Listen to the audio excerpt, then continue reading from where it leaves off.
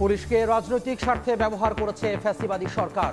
বাহিনীকে জনগণের আস্থা অর্জনের আহ্বান প্রধানমন্ত্রীর।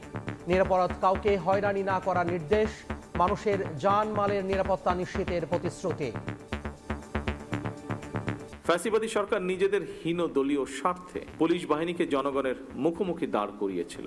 জনগণের বিশ্বাস অর্জন এবং সেই বিশ্বাস বজায় রাখাই পুলিশের সামনে বর্তমান বড় একটি চ্যালেঞ্জ। বাংলাদেশ যেন আর কখনোই ফ্যাসিবাদ শাসনে ফিরে না আসে, এটি হোক আমাদের অঙ্গীকার। দেশের আইন শৃঙ্খলা পরিস্থিতির উন্নয়ন এবং জানমালের নিরাপত্তা বজায় রাখা বর্তমান সরকারের সর্বোচ্চ অগ্রাধিকার। বাংলাদেশ বন্ধুত্ব চাইলেও বারবার সীমান্ত রক্তাক্ত করছে ভারত, বললেন উপদেষ্টা রিজভী। সম্পর্ক উন্নয়নে দিল্লিকে সহিংসতার মনোভাব থেকে বেরিয়ে আসার আহ্বান। ঢাকার 2 সিটিতে কমতে শুরু করেছে হাম সংক্রমণ। আক্রান্ত ও মৃত্যু বাড়ছে রাজধানীর বাইরে। শিশুর দেহে অন্য রোগের অ্যান্টিবায়োটিক কাজ না করায় নতুন উদ্বেগ।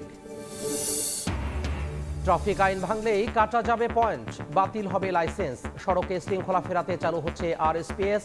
একতরফা সাজা চাপানোর অভিযোগ চালকের, কার্যকারিতা নিয়ে প্রশ্ন। বাজেটের আকার বাড়ছে প্রায় 1.5 লাখ কোটি টাকা। উচ্চ প্রবৃদ্ধির ধারায় ফেরার লক্ষ্য। অপ্রয়োজনীয় প্রকল্প বাদ দেবে সরকার। সবাইকে অর্থনীতির মূল ধারায় আনতে চান মন্ত্রী। এবং রূপালী পর্দার নায়ক থেকে বাস্তব জগতের হিরো। সব জল্পনার অবসান ঘটিয়ে তামিলনাড়ুর মুখ্যমন্ত্রীর শপথ নিলেন থালাপতি বিজয়।